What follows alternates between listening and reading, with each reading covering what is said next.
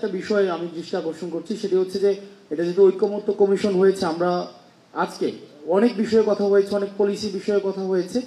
আমরা আজকে এই জায়গা থেকে একটা বিষয় আমরা একমত হয়ে বের হয়ে যেতে পারি কিনা আমি জাস্ট একটা অনুরোধ করছি। সেটি হচ্ছে যে আমরা যেই ফাইট 5ই অগাস্ট আমরা সমাধান করেছি, আমরা যেটা চূড়ান্ত সমাধান এবং জনগণ যেটা রায় 5ই অগাস্ট দিয়ে দিয়েছে, এবার এটা আপনারা সিদ্ধান্ত নেবেন এটা পরবর্তী প্রজন্মের উপর আবার আপনারা চাপিয়ে দিবেন কিনা।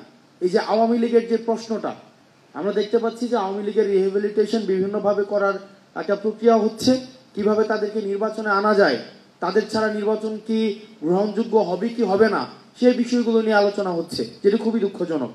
আমরা এই বিষয়টির সমাধান 5ই অগাস্ট করেছি এবং মানুষ 5ই অগাস্টে রায় দিয়েছে, এবং একটা দল কতটা জনবিবর্জিত হতে পারে যার ফলে সেক্ষেত্রে তাকে দেশ ছেড়ে পালাতে হয়। আমরা যখন মিডিয়াতে দেখি, আমরা কিন্তু দেখি যে সাবেক প্রধানমন্ত্রী দেশ ত্যাগ করেছেন এভাবে লেখা হয়, কিন্তু আসল সত্যটা হচ্ছে উনি দেশ থেকে পালিয়েছেন। একটা দেশ থেকে কত জনবিবর্জিত হলে একটা দেশ থেকে এবং পৃথিবীর ইতিহাসে একটা বিরল নজির, যে ক্ষেত্রে আমরা দেখেছি যে গণভবনের প্রধান এবং হচ্ছে বাইতুল মোকাররমের প্রধান দুইজন একসাথে দেশ থেকে পালায়। এখন আমরা ওই যে স্বৈরতান্ত্রিক ব্যবস্থা, আপনারা সিদ্ধান্ত নেবেন ওই ফাইটটার দিকে কি এই প্রজন্মকে আবার আমাদেরকে ঠেলে দিবেন কিনা।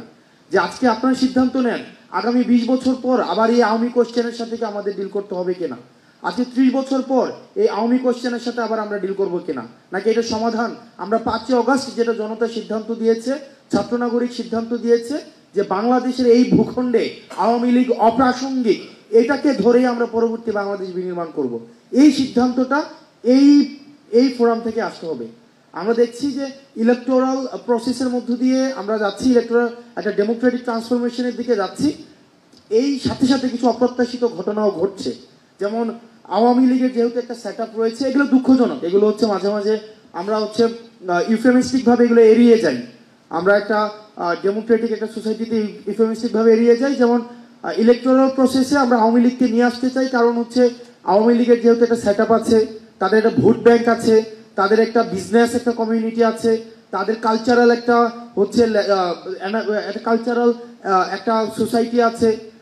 তো এই জায়গাতে আমি যদি আওয়ামী লীগকে কোনোভাবে আমার কাছাকাছি নিয়ে আসতে পারি, আওয়ামী লীগের কাছে যদি আমি একটু সিম্প্যাথেটিক মানে একটু যদি ইতিবাচক একটা ভাবনা দিতে পারি, তাহলে আওয়ামী লীগের ভোটটা রেডিমেড ভোটটা আমি পাওয়া যাই। তো এই কারণে দেখতে পাচ্ছি অনেক রাজনৈতিক দলের মধ্যে বা আমাদের নিজেদের মধ্যেও এক ধরনের আওয়ামী প্রীতি তৈরি হচ্ছে, যেটি একটি জাতির জন্য পরবর্তীতে আমি মনে করি যে আমাদের এই প্রজন্মকে আবার একটা এন্ডলেস কনফ্লিক্টের দিকে ঠেলে দেওয়া হবে। সুতরাং আমরা আমাদের জায়গা থেকে বৈষম্যবিরোধী ছাত্র আন্দোলন এবং এই প্রজন্ম, আমরা একটা জায়গায় আজকে যখন ডিসকাশন আমি পুরোটা সময় শুনছিলাম, আমরা একটা বিষয় মনে হয় আমরা অ্যাভয়েড করছিলাম, আমরা একটা জেনারেশনাল কনফ্লিক্টের মধ্যে রয়েছি। আমাদের এই প্রজন্ম, আমার বয়স 27 বছর, অনেকে হয়তো মেম্বার অফ পার্লামেন্ট হয়েছে আজকে থেকে 35 বছর বা 40 বছর আগে এখানে উপস্থিত আছেন, বা অনেকে চাকরি করেছেন আরো 40 বছর আগে রিটায়ারমেন্টে চলে আসছেন। আমার বয়স সবে 27। তো আমি আমার জায়গা থেকে একটা বিষয়, আমরা এই জেনারেশন কনফ্লিক্টে আমরা এই প্রজন্ম আওয়ামী লীগকে ধারণ করার জন্য আমরা প্রস্তুত না। এখন আপনারা যদি আবার আমাদেরকে চাপিয়ে দেন যে আওয়ামী লীগকে, তাহলে এটা কিন্তু এক ধরনের এটা একটা ভমিটিং হবে, এবং এটার বার্ডেন, এটার দায়ভার আমরা আমাদের যারা পূর্ববর্তী প্রজন্ম আছে, অভিজ্ঞ প্রজন্ম আছে, রাজনৈতিক প্রজ্ঞা, রাজনৈতিকভাবে যারা বিচক্ষণ, তাদেরকেই কিন্তু আমরা সবসময় এই এলিগেশনটা দিয়ে যাব।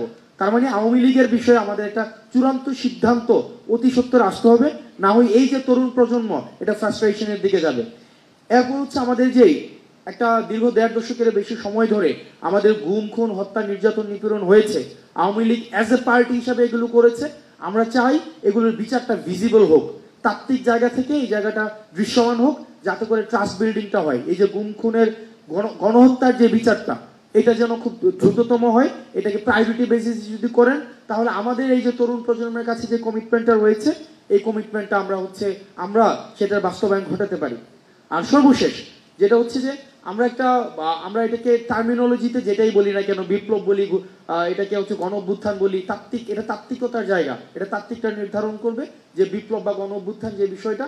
কিন্তু আমরা যেটাকে এক্সপিরিয়েন্স করেছি, আমরা মনে করি এটার একাডেমিক এবং এটার অ্যাডমিনিস্ট্রেটিভ ইনস্টিটিউশনাল এটার অ্যাকনোলেজমেন্ট প্রয়োজন।